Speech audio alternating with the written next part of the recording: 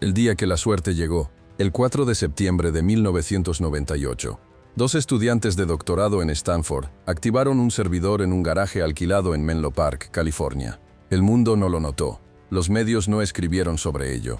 No hubo inversores haciendo fila. Solo dos jóvenes, Larry Page y Sergey Brin, que llevaban años obsesionados con un problema que nadie más consideraba urgente: cómo organizar la información del mundo de manera que fuera universalmente accesible y útil. Hoy Google vale más de $1 billón. ¿Fue suerte? La respuesta fácil es sí. Estaban en el lugar correcto en el momento correcto. Internet estaba explotando. El capital de riesgo fluía hacia Silicon Valley. Las circunstancias eran favorables, pero esa respuesta ignora algo fundamental. Había cientos de personas en ese mismo Silicon Valley, en ese mismo momento histórico, con acceso al mismo capital, al mismo Internet, a las mismas circunstancias favorables. La mayoría de ellos no construyó nada que sobreviviera una década. Page y Brin sí. La diferencia no fue la suerte, fue lo que tenían listo cuando la suerte llegó. Y eso es exactamente de lo que trata este libro. Hay una frase que se le atribuye a distintas personas, desde Séneca hasta Gary Player el golfista, y que es tan verdadera que la humanidad entera parece haberla descubierto independientemente. La suerte es lo que ocurre cuando la preparación se encuentra con la oportunidad. No es un dicho motivacional vacío. Es una descripción precisa de un mecanismo que, cuando lo entiendes de verdad, cambia completamente cómo te relacionas con el trabajo, con el tiempo y con las oportunidades que aparecen en tu vida. Este audiolibro es sobre ese mecanismo, sobre la psicología de la preparación, sobre por qué las personas que el mundo llama afortunadas raramente se sienten afortunadas desde adentro, sobre cómo se construye la posición desde la cual la suerte puede encontrarte, y sobre el trabajo invisible, el que nadie ve, el que ocurre en los años que preceden al momento que todos llaman golpe de suerte, que es en realidad el trabajo real detrás de cualquier éxito extraordinario.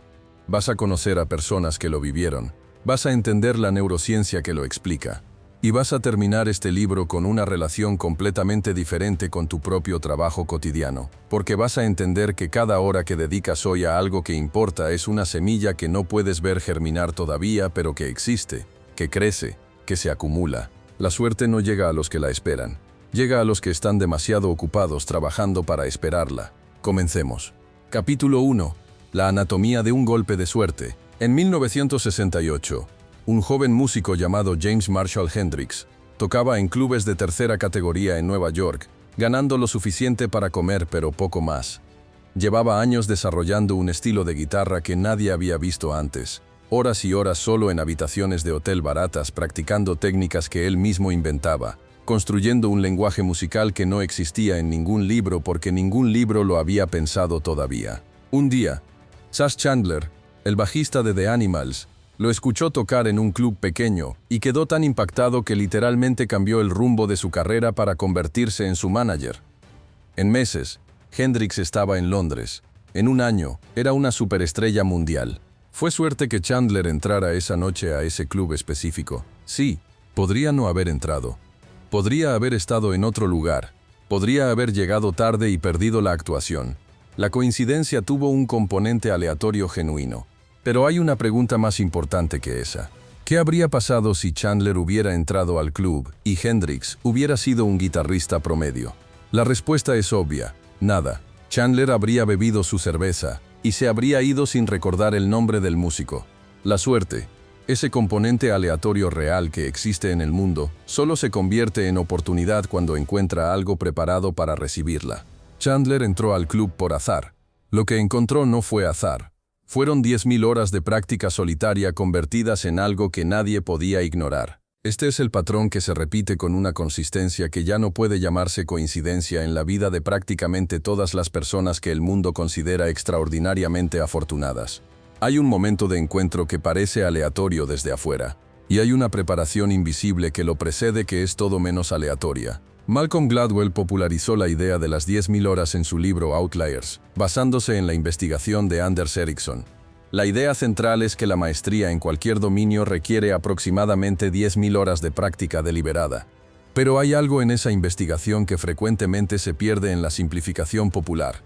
Ericsson no solo estudió cuánto practicaban los mejores, estudió cómo practicaban, La práctica que construye maestría real no es la repetición mecánica de lo que ya sabes hacer.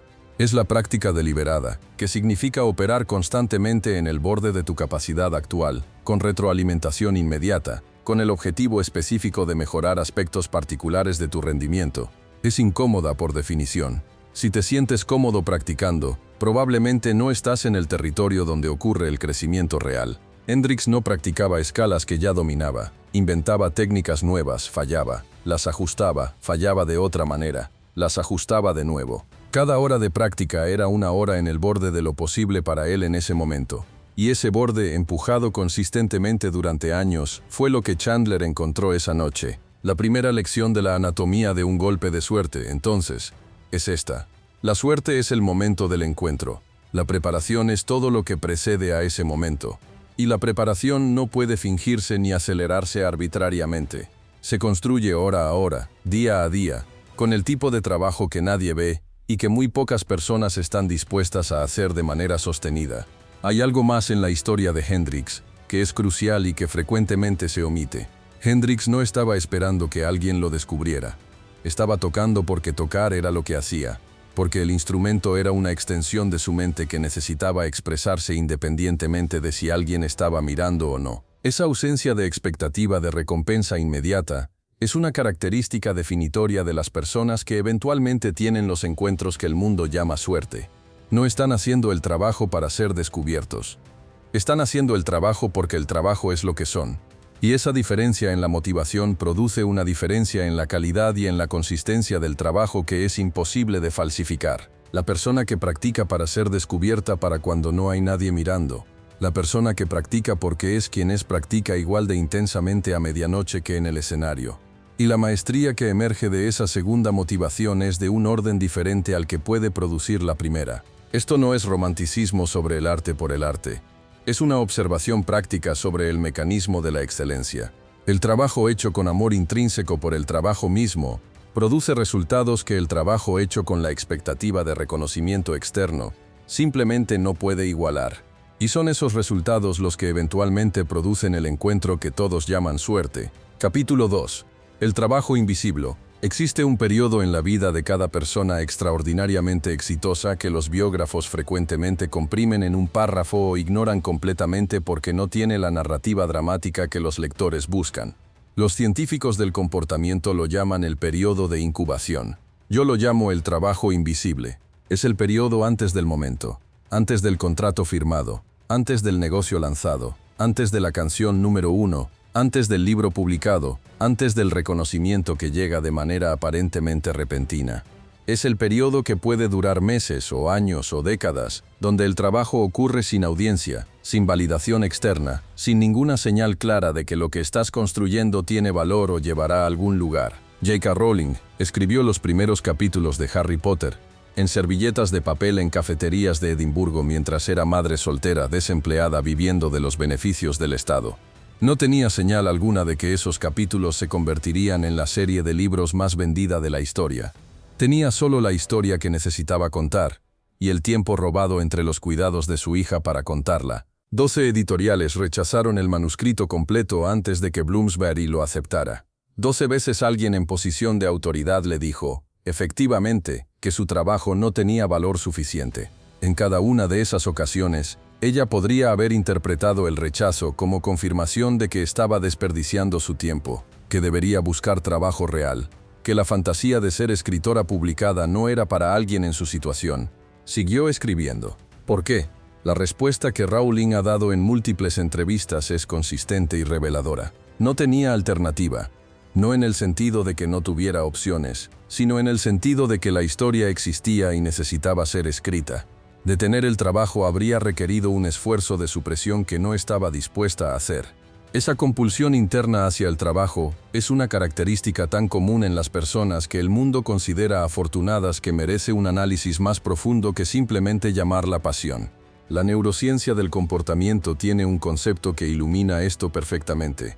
Se llama autotelismo, y fue desarrollado por Mihaly Csikszentmihalyi como parte de su investigación sobre el flujo. Una actividad autotélica es una que se realiza no por una recompensa externa sino por el valor intrínseco de la actividad misma.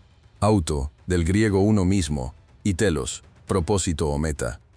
Una actividad cuya meta es ella misma. Las personas que desarrollan una relación autotélica con su trabajo, que trabajan porque el trabajo mismo es la recompensa, tienen acceso a niveles de motivación y de persistencia que no están disponibles para quienes trabajan principalmente por recompensas externas.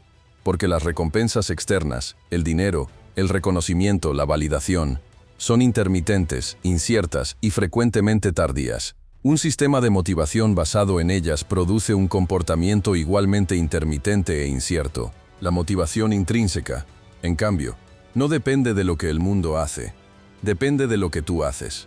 Y eso la hace infinitamente más resistente a los periodos largos de falta de reconocimiento, que inevitablemente preceden a cualquier éxito significativo. El trabajo invisible de Rowling duró años. El de Hendrix duró una década antes de que Chandler entrara al club.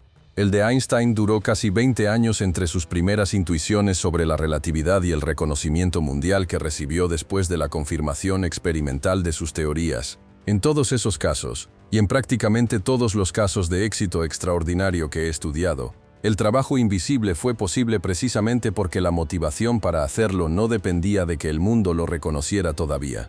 La recompensa del trabajo era el trabajo mismo. Y esa recompensa era suficiente para sostener el esfuerzo durante el tiempo que fuera necesario. La pregunta que quiero dejarte al final de este capítulo no es si tienes suerte o no.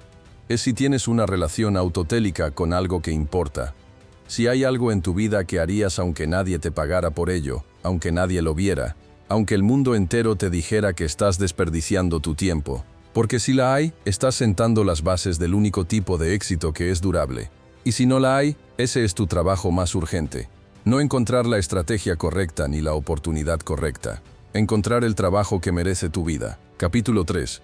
¿Por qué los afortunados no se sienten afortunados? Hay algo que raramente aparece en las historias de éxito que consume el público y que es crucial para entender la realidad detrás de lo que el mundo llama suerte. Las personas que protagonizan esas historias, las que desde afuera parecen haber sido tocadas por una varita mágica en el momento perfecto, raramente describen su propia experiencia como suerte. Cuando Steve Jobs presentó el primer iPhone en enero de 2007, y el mundo explotó de admiración, y los medios hablaron del genio visionario que había cambiado la industria de la telefonía con un solo producto, Jobs no se sentía afortunado, se sentía agotado. Llevaba años impulsando un proyecto que internamente en Apple había sido resistido, cuestionado y casi cancelado múltiples veces. Había peleado con ingenieros que decían que lo que él quería era imposible, con ejecutivos que argumentaban que el mercado no lo necesitaba, con su propio cuerpo que empezaba a mostrar los primeros signos de la enfermedad que eventualmente lo mataría. El momento del iPhone no fue un golpe de suerte. Fue el resultado compuesto de décadas de trabajo, de fracasos costosos como el Apple Lisa y el Newton, de aprendizajes dolorosos de su periodo fuera de Apple, de una visión sostenida durante años con una ferocidad que sus propios colaboradores describían como difícil de soportar. Esta desconexión entre la percepción externa del éxito como suerte y la experiencia interna del éxito como trabajo acumulado es universal entre las personas que logran cosas extraordinarias. Y tiene implicaciones profundas para cómo deberías relacionarte con tu propio trabajo. La primera implicación es que el éxito significativo raramente se siente como éxito en el momento en que ocurre. Se siente como alivio, como la llegada de algo que se ha estado esperando tanto tiempo que ya se volvió parte de la identidad en lugar de un objetivo externo. Jobs no se sorprendió de que el iPhone funcionara. Había estado tan convencido de que funcionaría durante tanto tiempo que cuando el mundo lo confirmó, la respuesta interna no fue euforia, sino reconocimiento. Esa es una señal importante. Cuando el éxito sorprende genuinamente a quien lo recibe, frecuentemente se trata de suerte real, del componente aleatorio puro que existe en el mundo. Cuando el éxito llega como un reconocimiento de algo que ya se sabía desde adentro, se trata de preparación encontrando su momento. La segunda implicación es sobre la relación con el proceso versus la relación con el resultado. Las personas que construyen la preparación que eventualmente produce el encuentro afortunado son invariablemente personas orientadas al proceso. Disfrutan el trabajo independientemente del resultado. Encuentran satisfacción en el proceso de mejorar, de resolver problemas, de construir competencia. Las personas orientadas exclusivamente al resultado, las que trabajan solo para llegar al momento del éxito, tienen dos problemas fundamentales. Primero, La orientación al resultado produce ansiedad durante el proceso porque el resultado siempre es incierto. Segundo, cuando el resultado llega, la satisfacción es breve porque no está anclada en algo que continúa, sino en algo que ya se logró y que por tanto ya no puede seguir motivando. La persona orientada al proceso, en cambio, no sufre durante la preparación porque la preparación misma es satisfactoria. Y cuando el resultado llega, no pierde la fuente de satisfacción porque el proceso continúa. Siempre hay algo más que aprender, algo más que mejorar, algo más que construir. Kobe Bryant es quizás el ejemplo más documentado de esta psicología. Después de ganar 5 campeonatos de la NBA, ser considerado por muchos el mejor jugador de su generación, y lograr prácticamente todo lo que se puede lograr en el deporte profesional, Kobe seguía llegando al gimnasio a las 4 de la mañana antes que cualquier otro jugador. No porque necesitara entrenar más para ser competitivo, sino porque el entrenamiento era su forma de existir en el mundo. La cancha era donde se sentía más completamente él mismo. Las victorias eran consecuencias del proceso, no el punto del proceso. Cuando le preguntaban sobre su éxito, Kobe raramente hablaba de talento o de suerte. Hablaba de horas, de repeticiones, de las mañanas en que nadie más estaba mirando, de la acumulación invisible que eventualmente produce resultados que el mundo interpreta como dones naturales o circunstancias favorables. La tercera y quizás más importante implicación es sobre la resiliencia frente al fracaso. Las personas que construyen su identidad alrededor del proceso en lugar del resultado tienen una relación fundamentalmente diferente con el fracaso que las que construyen su identidad alrededor del resultado. Para la persona orientada al resultado, el fracaso es una amenaza a la identidad.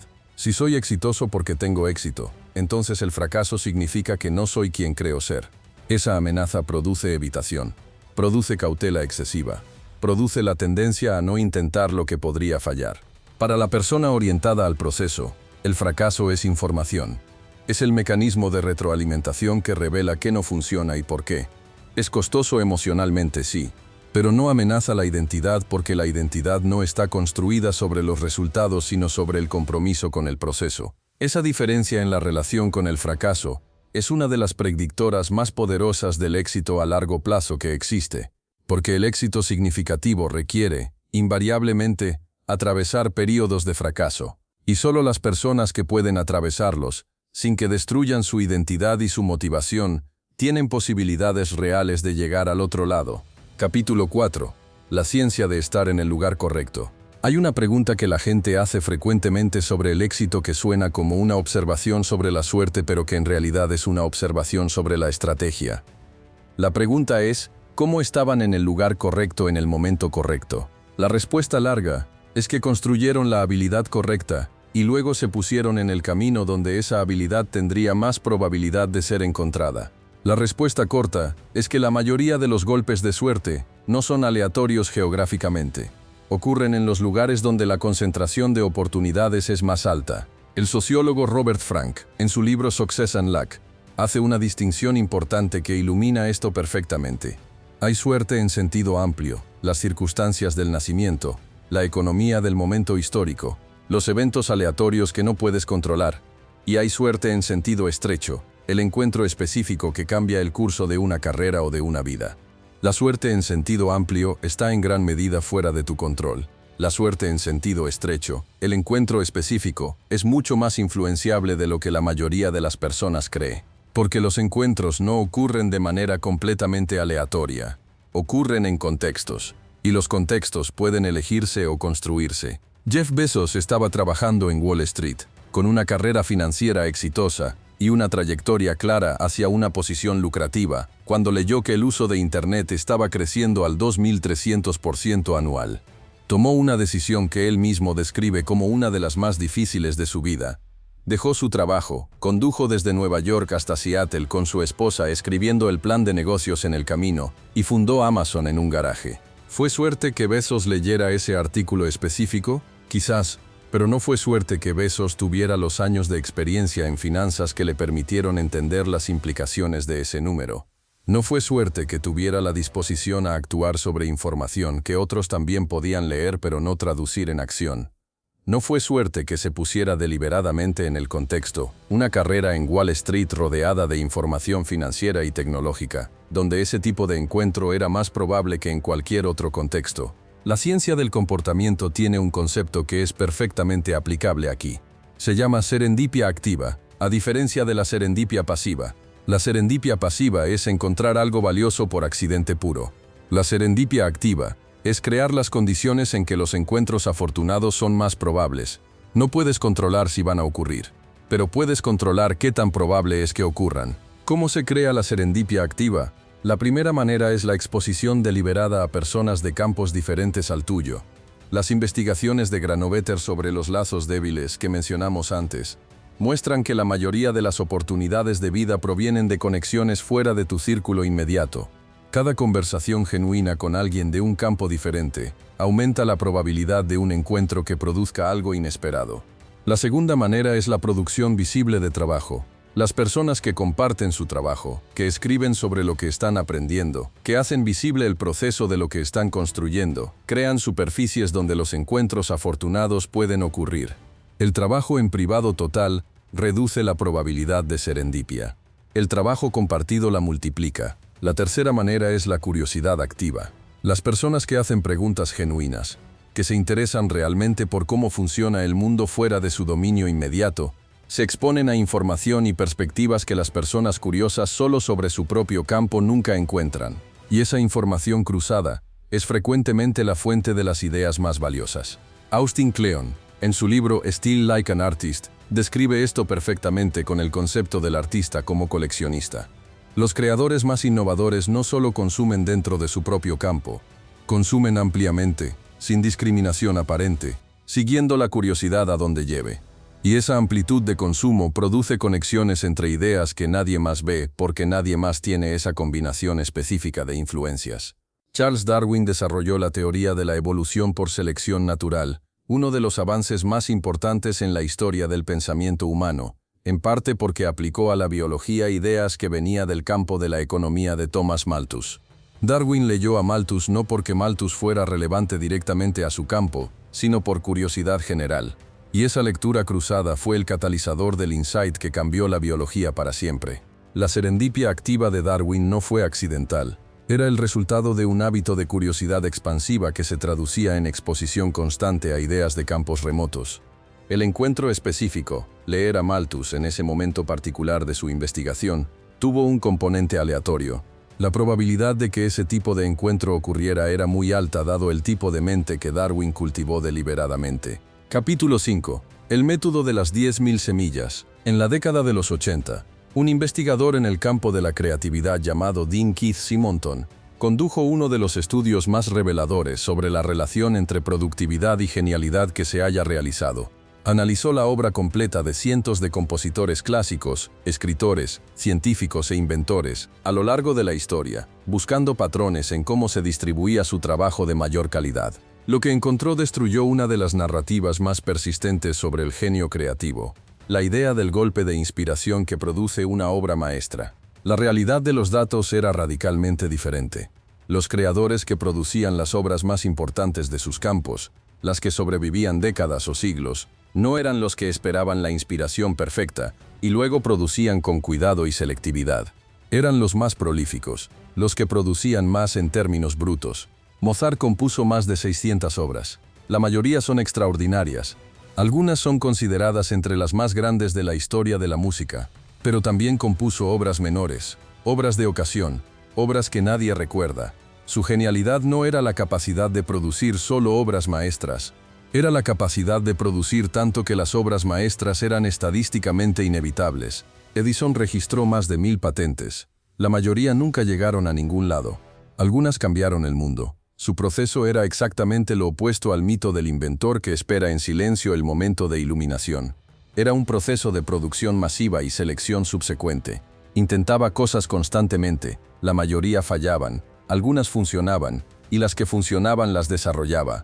Picasso produjo más de 20.000 obras a lo largo de su vida. Cuando se le preguntaba cómo sabía cuáles eran las buenas, respondía que no lo sabía mientras las hacía, lo sabía después. Esto es lo que yo llamo el método de las 10.000 semillas. No puedes saber qué semillas van a germinar.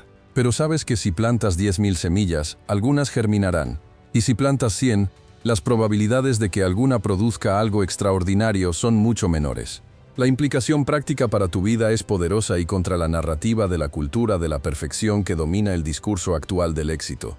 La cultura de la perfección dice: espera hasta tener algo perfecto para compartirlo. Trabaja en privado hasta que esté listo.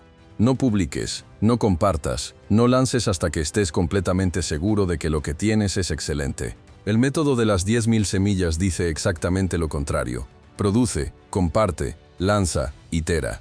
La perfección privada no puede encontrarse con la suerte, porque la suerte necesita superficie donde aterrizar. El trabajo compartido, imperfecto pero real y visible, crea esa superficie.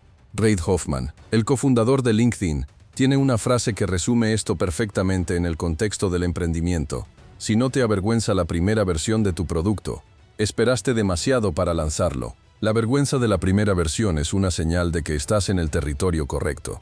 Significa que lo que lanzaste es suficientemente real para ser juzgado, suficientemente concreto para recibir retroalimentación, suficientemente visible para crear la superficie donde la suerte puede encontrarte.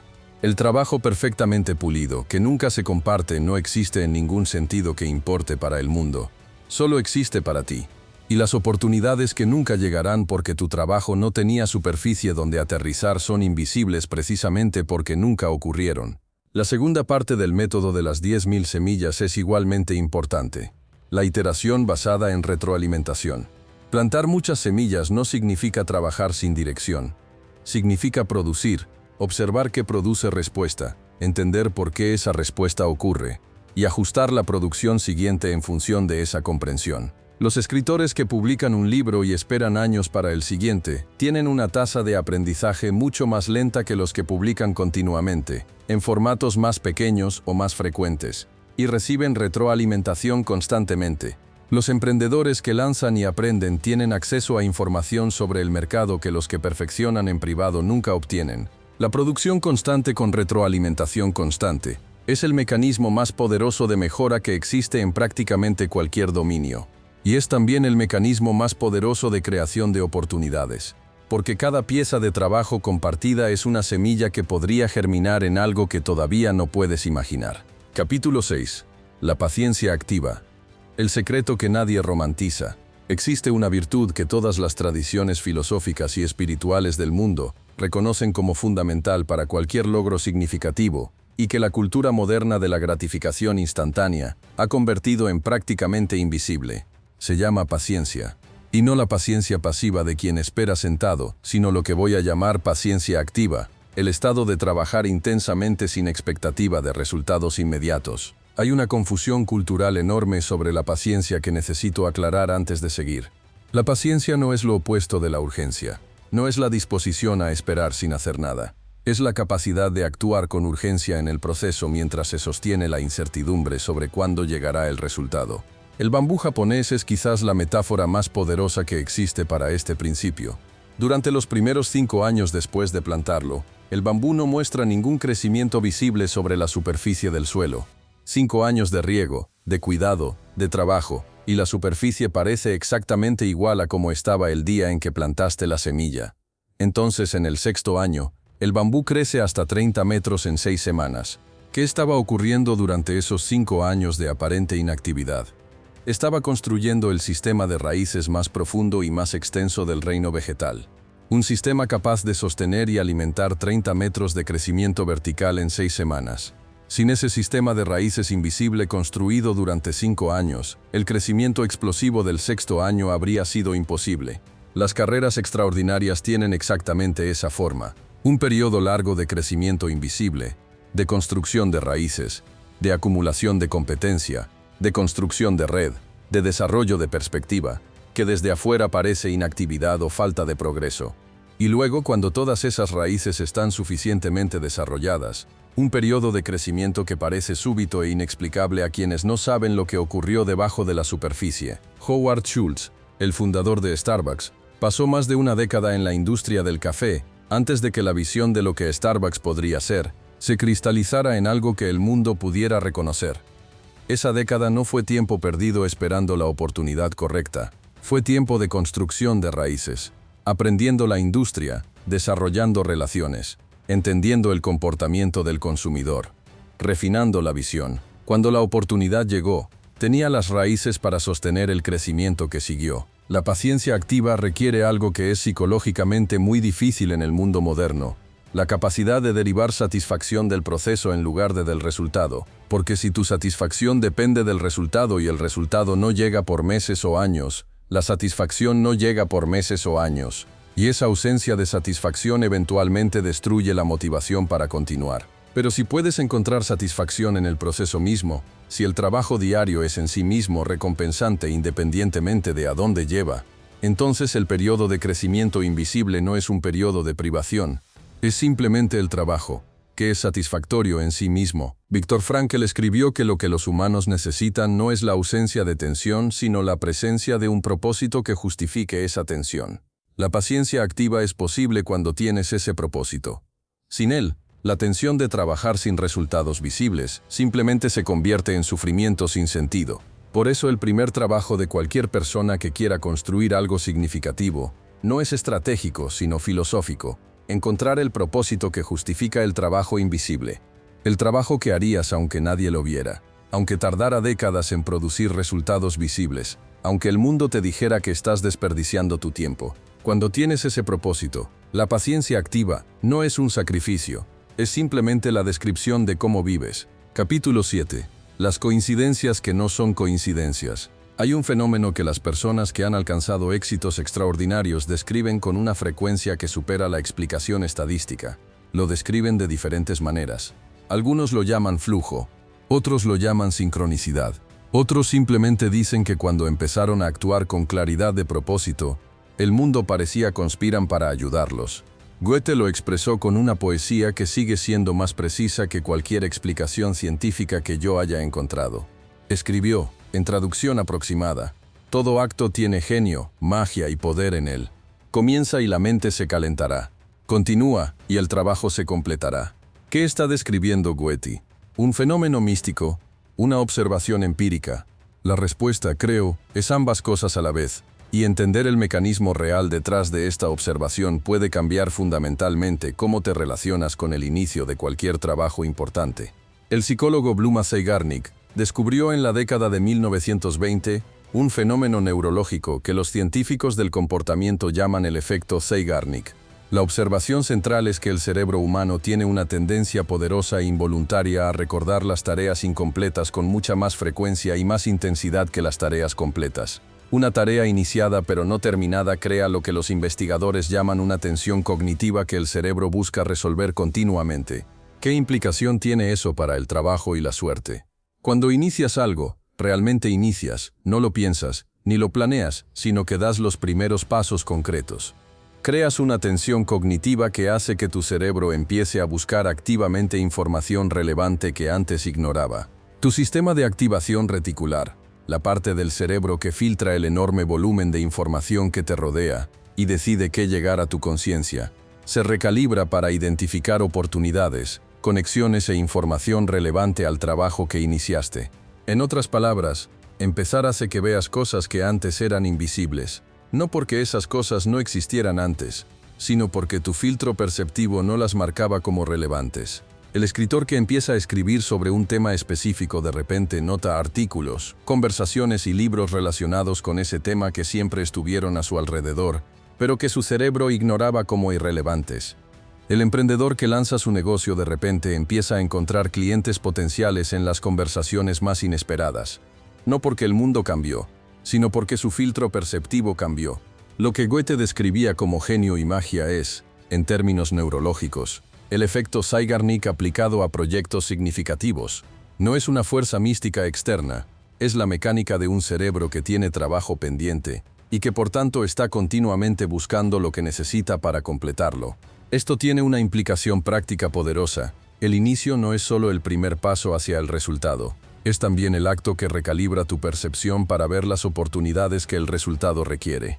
Antes del inicio, esas oportunidades son invisibles porque tu filtro perceptivo no las marca como relevantes.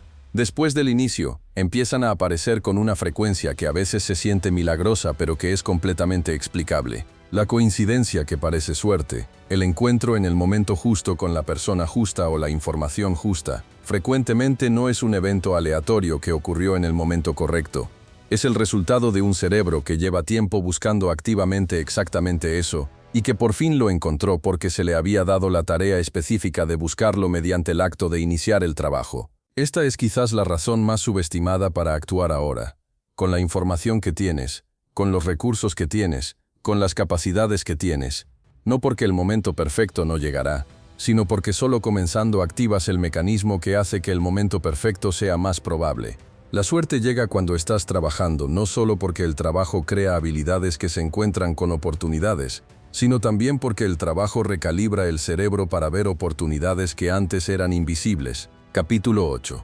Los hábitos del permanentemente afortunado. Llegamos al capítulo más práctico de este libro. Después de entender la anatomía de la suerte, la psicología del trabajo invisible, la ciencia de la serendipia activa y el mecanismo neurológico del inicio, la pregunta natural es, ¿qué hace concretamente, en su vida cotidiana, una persona que construye las condiciones para que la suerte la encuentre consistentemente? He estudiado este patrón durante años, y hay 6 hábitos que aparecen con una consistencia que ya no puede atribuirse al azar. El primero es la producción diaria. Las personas permanentemente afortunadas, las que el mundo observa y piensa que tienen una capacidad sobrenatural para estar en el lugar correcto en el momento correcto, producen algo todos los días, no grandes obras, no productos terminados, algo, una página escrita, un experimento ejecutado, una conversación tenida, una idea desarrollada. La producción diaria, incluso en pequeñas cantidades, mantiene el efecto Zeigarnik activo, mantiene el filtro perceptivo calibrado, mantiene el trabajo visible en el mundo. El segundo es la curiosidad sin agenda. La curiosidad pura, sin expectativa de aplicación inmediata, es uno de los hábitos más predictores del éxito creativo e intelectual que existe. Las personas permanentemente afortunadas leen fuera de su campo, escuchan a personas con perspectivas radicalmente diferentes, visitan lugares y experiencias que no tienen relación obvia con lo que hacen. Esa amplitud de exposición es la base de las conexiones entre ideas que eventualmente producen innovaciones que el mundo interpreta como genialidad o suerte. El tercero es la conversación de calidad. Las personas permanentemente afortunadas invierten desproporcionadamente en conversaciones profundas con personas que las desafían intelectualmente, no en networking superficial, en encuentros reales donde las ideas se desarrollan y donde las perspectivas de otros pueden desafiar y enriquecer las propias. Estas conversaciones son frecuentemente la fuente de las ideas que eventualmente producen los avances más importantes. El cuarto es el registro del aprendizaje. Las personas permanentemente afortunadas tienen alguna forma de registrar lo que aprenden, las ideas que emergen, las conexiones que ven, un diario, un sistema de notas, una práctica de escritura. El registro convierte la experiencia efímera en conocimiento acumulable. Sin registro, gran parte del aprendizaje se pierde. Con registro, se acumula y produce conexiones que el tiempo solo haría posible de otra manera. El quinto es la exposición al fracaso deliberada. Las personas permanentemente afortunadas no evitan el fracaso. Lo buscan activamente porque entienden que el fracaso es el mecanismo de retroalimentación más poderoso que existe. Se ponen en situaciones donde podrían fallar, en proyectos que están en el borde de sus capacidades, en conversaciones donde podrían estar equivocados, precisamente porque esas son las situaciones que producen el aprendizaje más acelerado. El sexto y quizás más importante es la generosidad sin expectativa. Las personas permanentemente afortunadas dan valor antes de pedir valor. Comparten lo que saben, conectan a personas que deberían conocerse, contribuyen a proyectos de otros sin calcular el retorno. Y esa generosidad, que parece contraria a la lógica de maximización individual, produce el tipo de capital social que eventualmente se convierte en las oportunidades que el mundo llama suerte. Adam Grant, en su investigación sobre los dadores y los tomadores, demostró que los dadores generosos son simultáneamente los más y los menos exitosos, dependiendo de un factor crucial, si son inteligentes sobre a quién dan. Los dadores que dan a todos sin discriminación se agotan. Los dadores que dan de manera estratégica, priorizando las situaciones donde su generosidad puede multiplicarse, terminan siendo los más exitosos de todos en el largo plazo. La generosidad inteligente es, en términos de la economía de la suerte, el acto de plantar semillas en el suelo más fértil disponible. Capítulo 9. El día en que tu preparación encuentra su momento. Hay algo que quiero decirte antes de cerrar este libro que quizás sea lo más honesto y lo más necesario de todo lo que hemos explorado juntos. No sé cuándo llegará tu momento. Nadie puede saberlo. Hay personas que preparan durante 10 años y el encuentro llega en el 11º. Hay personas que preparan durante 20 años y el encuentro llega en el 21. Y hay personas, hay que decirlo con honestidad aunque incomode, que preparan toda una vida y el encuentro que esperan nunca llega de la manera que imaginaban. Esto podría parecer un argumento contra la preparación. No lo es. Es un argumento para cambiar la pregunta. La pregunta incorrecta es, ¿cuándo llegará mi momento? La pregunta correcta es, ¿estoy construyendo algo que vale la pena construir independientemente de cuándo, o si el mundo lo reconoce? Porque hay dos tipos de preparación. El primero es la preparación instrumental, la que se hace como medio para un fin externo, el reconocimiento, la fama, el dinero, el éxito visible. El segundo es la preparación constitutiva, la que es en sí misma el fin, la que hace que quien la practica sea más completo, más capaz, más vivo como ser humano independientemente de lo que el mundo haga con ella. Las personas que sobreviven los periodos más largos de trabajo invisible sin reconocimiento son invariablemente las que tienen una relación constitutiva con su preparación. No están preparándose para el momento. Están preparándose porque prepararse es quien son.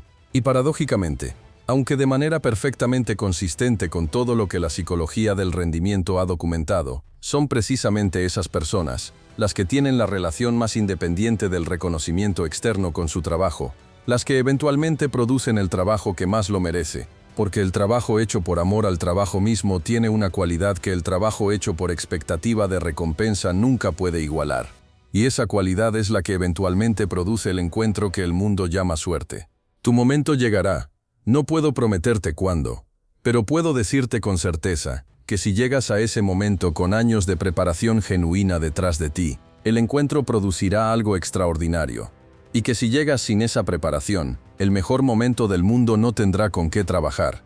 El trabajo invisible que haces hoy, las horas que nadie ve, las semillas que plantas sin saber cuáles germinarán, la competencia que construyes sin garantía de cuándo será necesaria, no son una apuesta sobre el futuro. Son el único tipo de inversión que produce retornos que ningún mercado puede cancelar, porque la persona que eres cuando tu preparación encuentra su momento, la competencia que tienes, la perspectiva que desarrollaste, la red que construiste, las 10.000 semillas que plantaste, todo eso es tuyo de maneras que ninguna circunstancia externa puede quitarte. La suerte llegará. No busques el momento. Construye la persona que ese momento necesita encontrar. Y mientras la construyes, mientras el bambú crece invisible bajo la superficie, mientras las raíces se profundizan en silencio, mientras las semillas se preparan para germinar, trabaja, solo trabaja. Eso es todo. Eso es suficiente. Eso es todo lo que alguna vez necesitaste. Epílogo, tu trabajo invisible. Empieza hoy. Una última cosa antes de cerrar. Ahora mismo. En este preciso momento, hay algo que sabes que deberías estar haciendo. Algo que llevas tiempo posponiendo. Un proyecto que empezaste y abandonaste. Una habilidad que querías desarrollar. Un trabajo que sientes que importa pero que no has iniciado porque el momento no era perfecto, o los recursos no eran suficientes, o el miedo era demasiado grande. Ese algo es tu bambú. No necesitas el momento perfecto. No necesitas los recursos perfectos. No necesitas la certeza de que va a funcionar. Necesitas empezar. Porque empezar es lo que activa el mecanismo. Empezar es lo que recalibra el filtro perceptivo. Empezar es lo que crea la superficie donde la suerte puede aterrizar. La suerte no llega a los que esperan el momento perfecto para empezar. Llega a los que empezaron hace años cuando el momento era imperfecto, y que llevan tanto tiempo trabajando que su preparación ha creado algo que el azar solo puede aprovechar, no crear. Empieza hoy, no mañana, no cuando tengas más tiempo o más dinero o más claridad. Hoy, una hora, una página, una llamada, un primer paso concreto en la dirección de lo que importa. Eso es todo lo que necesitas hacer hoy. Y mañana, uno más. Y el día siguiente, uno más. La suerte llegará cuando estés trabajando. Y tú ya estás trabajando. Fin de la suerte no existe. Lo que llaman suerte es solo preparación, encontrando su momento.